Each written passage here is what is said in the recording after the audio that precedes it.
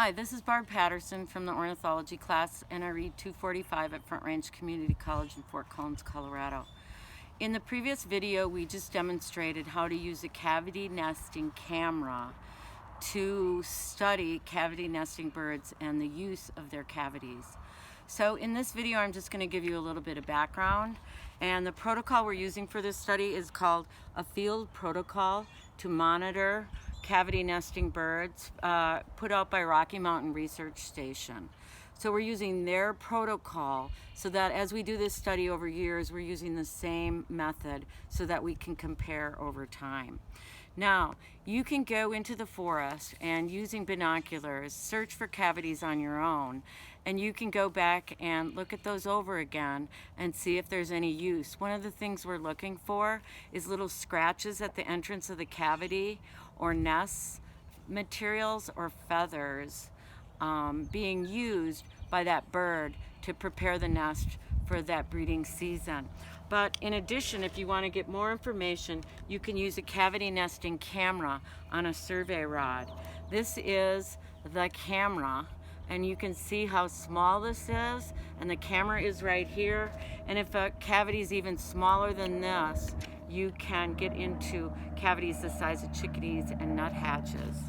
Right here is the screw that attaches to the survey rod. So right here, you screw the camera onto the survey rod. That can go as high as you want, all right, and get into that cavity. And last but not least, there's a little antenna that sends a feed to the monitor. And the monitor and the camera both have to be on the same channel. So I'm setting my camera on channel 1, and I'm setting the monitor on camera 1. And while I have this in that cavity on the survey rod, I can be looking at the pictures inside.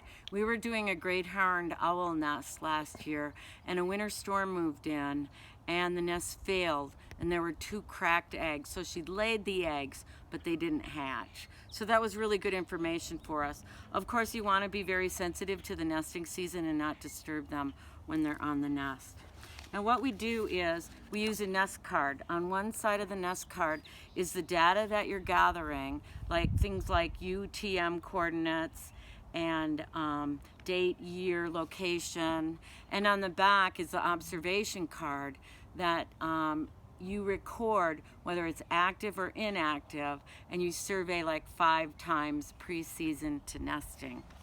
Again, you use the protocol that's listed on the back of this and all the cards, all the codes to fill out that nest cavity card, and then you go to the other information provided in this protocol that shows the different cavity nesting birds, the size, the shape, the height, the width of the entrances for cavities. Most of these are woodpeckers, owls, and then other small birds, and then whether they're primary or secondary cavities.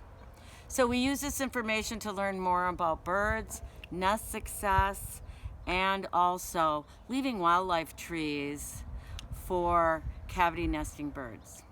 So stay tuned for the 3rd and 4th, where we'll demonstrate how to collect the other data for this nest card.